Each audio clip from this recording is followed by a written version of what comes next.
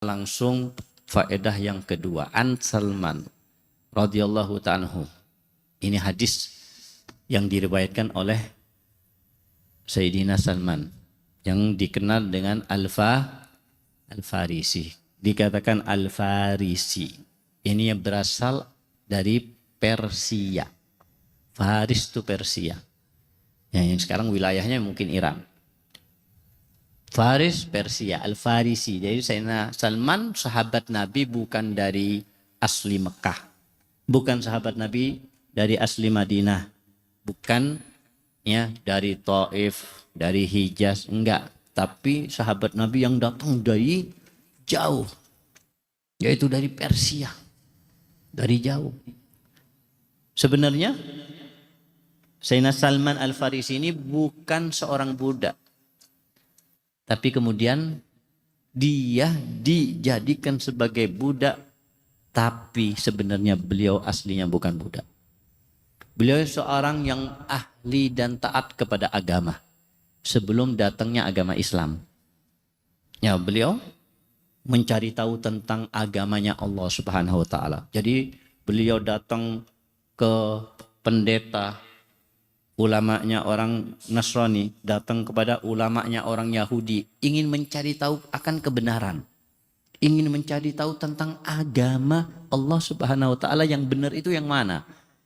Maka beliau belajar dari satu pendeta ke pendeta yang lain, satu pendeta ke pendeta, dari orang ulamanya Yahudi kepada ulama Yahudi. Tapi semua itu enggak ada yang membuat beliau puas. Masih beliau merasa ragu-ragu. Kayaknya ada agama selain agama mereka, agama Allah yang benar. Dan itu dipelajarin dari kitab-kitab Injil, kitab-kitab Taurat, yang masing-masing kitab Injil dan Taurat itu diajarkan tentang sifat dan tanda Nabi Muhammad SAW yang diutus di akhir zaman. Itu disebutkan tandanya Nabi Muhammad begini yang akan nanti munculnya di akhir zaman. Maka setelah beliau mengetahui tanda-tanda Nabi Muhammad, beliau ini ingin tahu. Ingin untuk mencoba siapa tahu bisa mendapatkan zamannya Nabi Muhammad yang disebutkan di antara sifatnya, Nabi akhir zaman akan lahir di Mekah dan akan hijrah ke Madinah. Ya. Mauliduhu bi Makkah wa hijratuhu bin Madinah wa sultanuhu Islam. Itu isi kitab yang terdahulu, kitab Allah yang diturunkan pada umat yang terdahulu. Jadi termasuk di situ ada tanda daripada kenabian Nabi Muhammad SAW. Singkat cerita, beliau ingin pergi ke Mekah. Ingin pergi ke Mekah atau ke Madinah, karena di situ lahirnya kota kelahiran Nabi akhir zaman atau hijrahnya. Berangkatlah cari rombongan dari Persia ini, cari rombongan yang bisa mengantarkan mereka. Kalau orang dulu itu kalau bepergian tuh rata-rata rombongan. Kenapa? Kalau cuma 1-2 itu akan rentan untuk dirampok. Banyak perampok di tengah jalan. Jadi kalau bepergian tuh cari rombongan supaya aman, supaya kuat. Jadi nggak berani sembarang orang untuk merampok. Nah itu dulu. Tapi kalau misalnya nggak beruntung, walaupun dengan rombongan sekalipun tetap akan dirampok. Kalau perampoknya jumlahnya lebih banyak, senjatanya lebih kuat. Nah, maka Sayyidina Salman Al-Farisi ini ikut rombongan, tapi dia termasuk yang nggak beruntung dengan rombongan tersebut. Kenapa? Karena dirampok di tengah jalan. Perampok itu jumlahnya banyak, kekuatannya kuat. Sehingga termasuk Sayyidina Salman ditawan oleh mereka. Ternyata Sayyidina Salman dibawa oleh mereka untuk dijual sebagai budak. Padahal aslinya bukan budak. Jadi dijual kemana? Dibawa kemana? Ternyata dibawa ke Mekah. Dan ternyata disitulah kemudian dijual kepada orang Mekah. Ya, kalau enggak ke Mekah, ke Madinah. Dijual kepada orang Madinah. Yang di situ, di Madinah itu banyak orang Yahudi. Banyak orang Yahudi di Madinah, khususnya di kota Khaybar. Akhirnya Sayyidina Salman menjadi budak. Disitulah Sayyidina Salman senang. Kenapa? karena di kotanya Nabi Muhammad SAW. Cari tahu, ternyata benar. Ternyata Nabi Muhammad SAW ini ada, sudah lahir, sudah diutus sebagai Nabi. Senang walaupun dia sebagai budak statusnya, tapi dia hidup ternyata di zaman Nabi Muhammad SAW. Jadi diam-diam datang kepada Nabi Muhammad. Lari dari tuannya, mendatangi Nabi Muhammad, beriman kepada Nabi Muhammad, belajar tentang Islam dengan Nabi Muhammad. Tapi statusnya budak. Jadi curi-curi waktu dari tuannya, kabur untuk belajar dan bertemu dengan Nabi Muhammad SAW. Yang memerdekakan pun Nabi Muhammad SAW. Jadi Nabi Muhammad mengajarkan kepada Salman untuk mengatakan dan meminta kepada tuannya, wahai tuanku, kamu minta apa aja asalkan kamu merdekakan saya. Jadi artinya mau menebus dirinya supaya bisa menjadi apa? Menjadi merdeka. Akhirnya tuannya bilang apa? Ya akhir. Tapi anak akan minta sesuatu yang kamu nggak akan mampu. Nggak akan mampu untuk memenuhi permintaan anak supaya ente jadi merdeka. Ya mau minta apa aja. Terserah, katanya Nabi Muhammad SAW suruh ngomong seperti itu. Akhirnya minta apa? Minta untuk menanam pohon atau benih pohon kurma sebanyak 1 kebun. Itu harus ditanam benihnya dan harus dirawat terus sampai panen. Kalau sudah panen baru bisa merdeka. Nah, paham? Permintaan kedua, minta emas seberat 1 genggam tangan. Berat enggak itu? Super, bukan hanya berat, itu super berat. Apalagi emas 1 genggam. Nanam pohon kurma, butuh waktu apa enggak sampai panen, sampai berbuah? Hah? Butuh waktu. Apa nanam pohon kurma langsung jadi panen? Enggak, masih kecil benihnya, dari benih. Nanam pohon kurma itu dari benih. Jadi nanti nunggu mulai tinggi, meninggi sampai membesar pohonnya baru berbuah. Itu biasanya 10 sampai 15 tahun. Berapa? 10 sampai 15 tahun baru bisa berbuah. Setelah berbuah baru setiap tahun berbuah. Tapi nunggu 10-15 tahun. Makanya ketika dalam cerita, ketika seorang raja, ada raja yang melewati seorang yang tua. Orang tua ini menanam benihnya pohon kurma, padahal umurnya sudah 75 tahun. Kalau 15 tahun lagi umurnya berapa? 90 tahun, masih nanam benih kurma. Aneh kan? Mending dia umur 30, berarti masih panjang umurnya, bisa menikmati panennya. Ini menanam benihnya ketika umurnya sudah 75 tahun. Maka raja itu mengatakan, kenapa kamu baru menanam pohon kurma di umur kamu yang sudah tua? Bisa jadi kamu nggak akan menikmati hasilnya. Maka si orang tua itu mengatakan, wahai raja, ketahuilah, kami lahir di dunia, kami semenjak kecil sudah menikmati buah kurma. Berkat apa? Baru lahir, masih kecil, sudah menikmati pohon kurma. Berkatnya siapa? Berkat orang tua kami, kakek nenek kami yang menanam kurma sebelum kami lahir. Maka kami pun akan juga melakukan seperti itu. Bukan harus kami menanam untuk kami, tapi untuk anak cucu kami nantinya. Oh, ternyata tujuannya itu bagus apa enggak? Yang bagus. Kita kan berkat orang tua. Ya, karena hasil orang tua, kerja keras orang tua, kita menjadi besar. Kita menjadi orang yang terpelajar. Kita menjadi orang yang bisa untuk makan dan minum. Semua berkat orang tua. Maka raja itu senang. Orang tua ini ternyata bukan orang tua yang pikun, justru orang tua yang cerdas. Dikasih 1 kantong emas.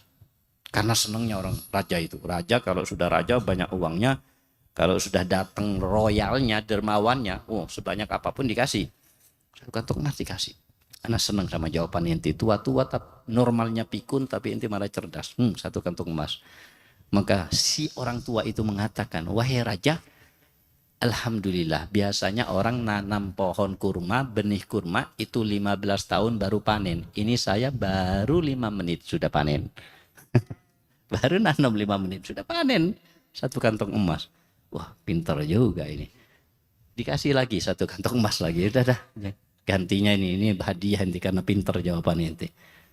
Si orang tua itu bilang lagi, biasanya panen kurma itu setahun cuma sekali. Ini dalam waktu semenit 2 kali panen. Wah. Dikasih lagi satu po. Habis itu apa? Rajanya kabur. Kenapa? Takut habis uangnya. Ya, jadi kita kembali kepada Sayyidina Salman Farisi. Diminta sama tuannya untuk menanam benih kurma, bukan kurma, benih kurma. Nunggu berapa tahun, 10-15 tahun bisa merdeka. Tapi apa ajaibnya? Nabi SAW yang meminta kepada Sayyidina Salman yang menanam di mana tuannya ingin ditanam. Oh, di kemud ini tuannya. Nabi yang menanam. Dalam waktu yang singkat. Ya, ketika Nabi nanam itu, nah di situ termasuk ada Sayyidina Umar bin Khattab yang melihat Nabi menanam benihnya itu. Dalam waktu yang singkat beberapa hari, itu tahu-tahu benih itu jadi pohon besar. Mukjizat daripada kecuali ada satu pohon di kebun itu yang tetap kecil. Nabi heran, kok bisa tetap kecil? Perasaan anak yang nanam. Terus Sayyidina Umar bin Khattab yang bilang, ya Rasulullah itu satu, anak yang nanam ya Rasulullah katanya. Oh makanya nggak besar. Beda tangan ternyata kan. Maka Nabi Muhammad mencabut lagi, ditanam lagi, membesar. Dalam 1 tahun panen. Pada normalnya 15 tahun. Itu yang diminta daripada menanam benih kurma. Kemudian emas. Nabi minta kepada sahabat-sahabat, terutama yang kaya-kaya, Sayyidina Utsman, Sayyidina Abdurrahman, ayo bantu Sayyidina Salman untuk menjadikan Sayyidina Salman ini bisa merdeka. Masing-masing bantu sahabat ini sampai terkumpul sebanyak 1 genggam emas, kemudian diberikan kepada tuannya, menjadilah Sayyidina Salman menjadi merdeka. Itulah tentang Sayyidina Salman Al-Farisi. Salman minna ahlal bait, kata Nabi SAW. Ketika Nabi mempersaudarakan antara muhajirin dengan ansor. Muhajirin adalah orang-orang atau sahabat Nabi yang tinggal asli penduduk Mekah. Kemudian hijrah. Dikatakan muhajirin. Dari kata hajarah. Yuhajiru. Muhajaratan. Fahuwa muhajirun. Jadi muhajirun orang yang hijrah. Jamaknya muhajirun. Ya, fal muhajirun mereka adalah orang-orang yang hijrah. Yang dimaksud adalah hijrah dari Mekah ke kota Madinah. Nah, sedangkan al-ansor dari kata nasara yang suruh membela. Yang dimaksud adalah pembela Nabi Muhammad SAW. Mereka penduduk Madinah yang beriman dengan Nabi Muhammad SAW, mereka siap untuk menjadi tameng untuk membela agamanya Nabi Muhammad SAW. Mereka membela Nabi Muhammad dengan jiwa dan harta mereka. Maka disebut oleh Nabi Muhammad dengan sebutan Al-Ansor, pembela-pembela daripada agamanya Allah Subhanahu wa Ta'ala. Dipersaudarakan. Kenapa dipersaudarakan? Karena muhajirin yang hijrah dari Mekah ke Madinah itu, ke Madinah hijrahnya nggak bawa apa-apa.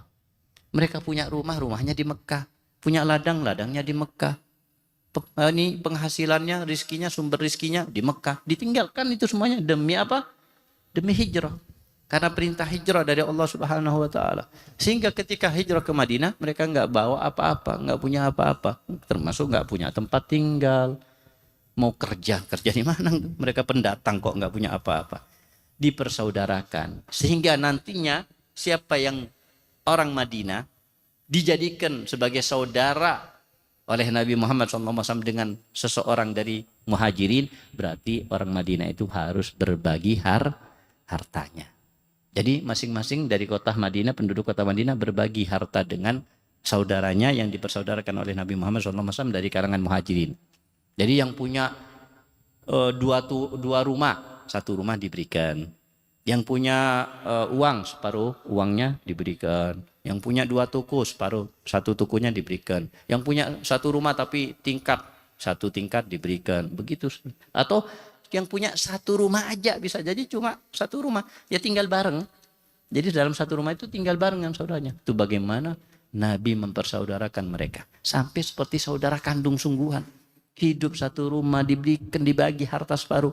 Wa yusiruna ala anfusihim walau kana bihim khasasa. Nah, ini termasuk Sayyidina Salman ini termasuk ya yang dipersaudarakan oleh Nabi SAW dengan Abi Dzar Al-Ghifari. Abi Dzar Al-Ghifari cuma punya satu rumah, enggak punya dua rumah.